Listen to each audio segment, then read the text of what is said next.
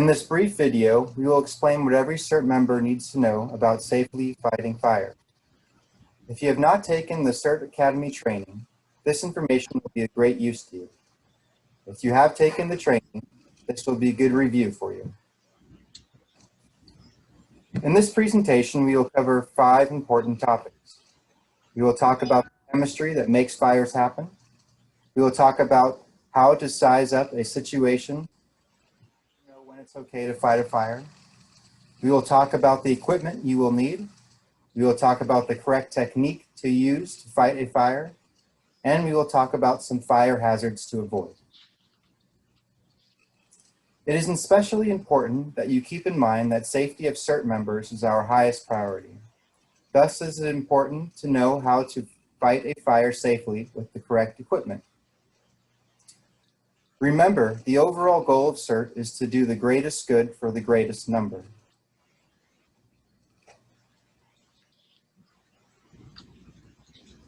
What many people don't realize is that it is not the fire that kills people. It is the inhalation of smoke that is the most lethal part of a fire situation. In fire suppression, we often talk about 3 elements that must be present to allow a fire to happen. These are fuel, oxygen, and heat. If you remove any one or more of these 3, a fire will stop burning. This then forms the basis for putting out a fire. What we are trying to accomplish in CERT is to put out small fires before they become too large to manage. The nature of the 3 elements of fire will determine how rapidly a fire will grow in size. So a highly flammable fuel will cause a fire to spread rapidly. A plentiful supply of air will accelerate a fire.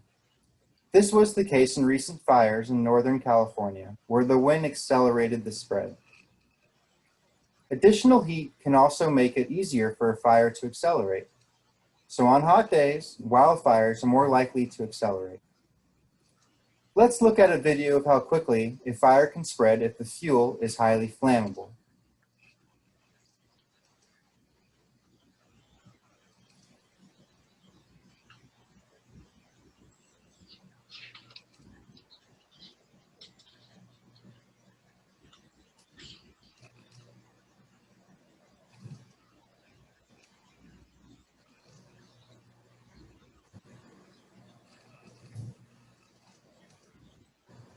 This fire is fueled by a dry Christmas tree and started by an electrical spark from the electrical lights at the base of the tree.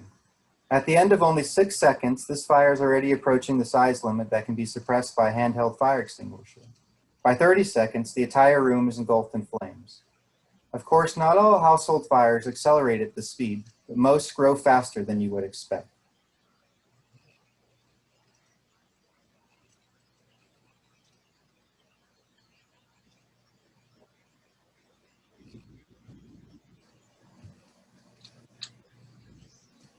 So what guidelines do we have to know when it is okay to fight a fire?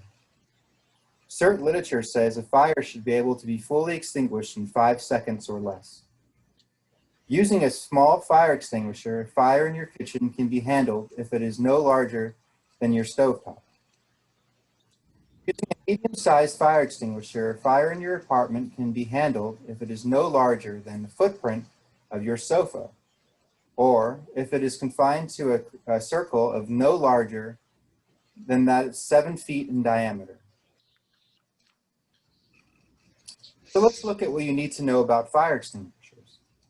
Most fire extinguishers are required by law to be marked according to their type of their contents, the class of fire they are suited for, and their capacity.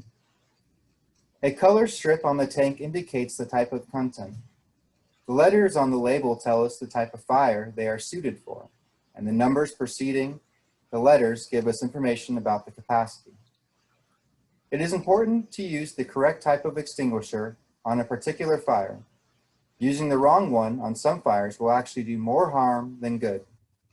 For example, putting water on a petroleum-based fire will only spread the fire since oil and gasoline float on top of water.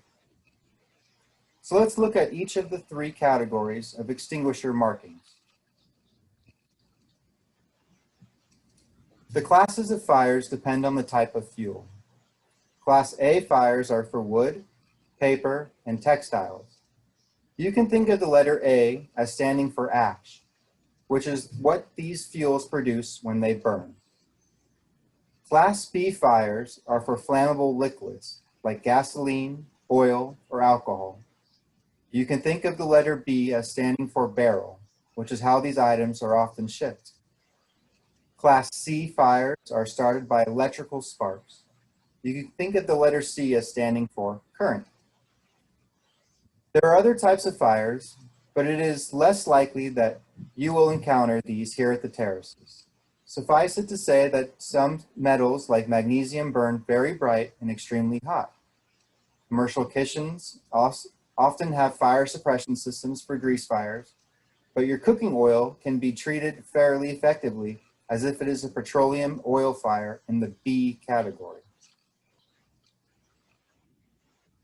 The various types of fire extinguishers depend on the content of their containers. The most often used home and office extinguishers are dry chemical ones because they handle class A, B, and C fires. These are generally a red container marked with a white label. Other types of extinguishers are designed for specific types of fires and contain color markings, bands, as shown. Each of these extinguisher types depend on something the fire to starve it of oxygen. The capacity of a fire extinguisher depends on the class of fire being fought. As expected, a larger extinguisher has a larger capacity number assigned to it. For Class A fires, the number ahead of the A is the equivalent fire suppression of 1 1/4 gallons of water. For Class B fires, the number ahead of the letter represents the number of square feet of fire area that can be suppressed. For example, a 10B extinguisher would handle 10 square feet. This is an area about the side of the footprint of your sofa. For Class C fires, there is no rating used. For these fires, once you have shut off the electrical power that is causing the fire, you can fight it like an A or B fire. The two sizes of fire extinguishers you would likely find here at the terraces are the small size that you may have in your apartment and the medium-sized ones that we have in the public hallways of our buildings. They are both dry chemical extinguishers. If you don't have a small extinguisher in your apartment, you can purchase one and we'll be glad to mount it for you in your kitchen. Notice the discharge time for either of these two units is less than 15 seconds. This is why the CERT requirement states that the fire should be the size that is capable of being put out in 5 seconds or less. Notice also that the spray distance for these extinguishers is from 10 to 18 feet. This should give you some idea of how close you need to be to a fire in order to start making effective use of the extinguisher. The components of an A, B, C fire extinguisher are shown in this slide. Inside the aluminum tank is a fine yellow white powder that is pressurized with nitrogen gas. This chemical, monoamine phosphate, is non-toxic, but you should take precautions to avoid touching or inhaling too much of the powder. On top of the unit is a handle for holding the extinguisher along with a squeeze lever valve that allows the user to spray the powder only when needed. There is a pull pin that inhibits the operation of the squeeze lever until you are actually ready to fight the fire. There is often a tamper seal to show the pull pin has been removed. There is a nozzle for accurately directing the flow of powder at the base of the fire. An extinguisher like this is good for about 12 years. We inspect the ones in our hallways every 30 days and service and replace them once a year. The extinguisher at the terraces are inside small hallway cabinets at regular intervals so that you are always near to one if needed. It is a good idea to familiarize yourself with the locations of the closest extinguisher to your front door. To access one of these extinguishers, you should put your fingers through the hole in the plexiglass door and pull the yellow lever. This will unlock the cabinet door so that you can lift the extinguisher off its mounting bracket and carry it to where it is need to be used. To decide whether you should fight a fire, ask yourself the following questions. Do I have a clear pathway to escape from the fire if I am unsuccessful in suppressing it? Ideally, you should have two paths for escape. Do I have the right equipment? And is the extinguisher large enough for this fire? Is the area around the fire free from dangers like hazardous materials or falling debris? Is the fire out in 5 seconds? If the answer to any of these is no, then leave the area immediately. Assuming that you have concluded it as is appropriate to fight the fire, you should take the following steps using the easy to remember acronym, PASS. P means pull the pin and briefly test the flow of the extinguisher before you approach the fire. It would not be good to get the fire and then find that your extinguisher does not work. A means approach the fire and aim the nozzle at the base of the flames. S means squeeze the trigger value to initiate the flow of chemical agent. S means sweep from side to extinguish the fire. In addition to having the proper fire extinguisher, it is best to have the following equipment: sturdy, closed-toed shoes, leather or cloth gloves, suitable clothing. It is best to cover as much of your skin as possible to mask a filter out of the ash particles, some form of protection for your eyes, your CERT helmet. Although it is hard to see in this photo, a team buddy is very important. A buddy is essentially important. Your task is to put out the fire, but you should not fight a fire alone. Your buddy's job is to watch for hazards and to ensure the safety of both of you. You should keep your eyes on the fire and never turn your back on the fire. Your buddy should watch the way back, watch the surroundings, and should keep a hand on your shoulder at all times. The reason for touching is that it generates that you are always close together. If smoke suddenly overtakes the two of you, you will still know where your buddy is, even if you can't see each other. You should communicate clearly and often with your buddy. Here's how the conversation should go. You would say, ready? Your buddy would say, ready.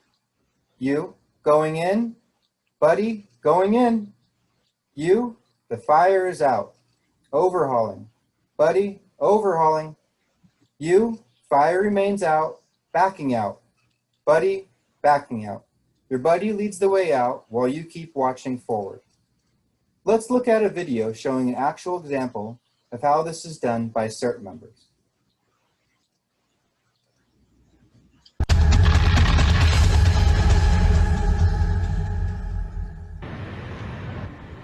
CERT team members will demonstrate the proper strategies for extinguishing a small fire.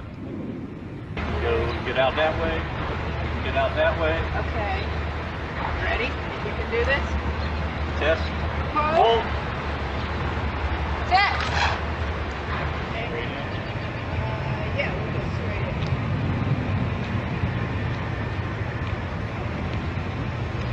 Going in. Going in. Aim. Squeeze. Squeeze.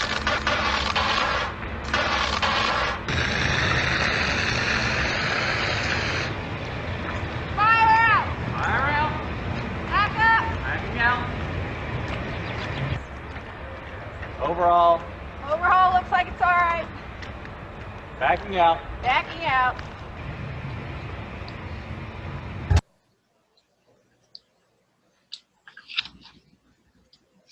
Here are some things to keep in mind about suppressing a fire.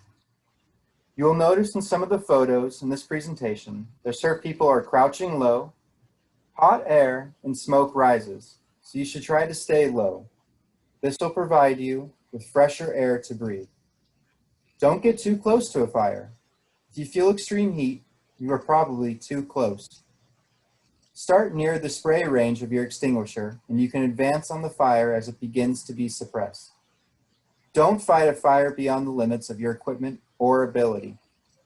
When plastics and synthetic materials burn, they can give off toxic fumes, so avoid these hazards. Don't enter a smoke-filled area. This situation requires equipment that CERTs don't have. Here are the sources of the material in this presentation. We have a couple of minutes for questions you may have for Terry Schaup and me. Who wants to go first?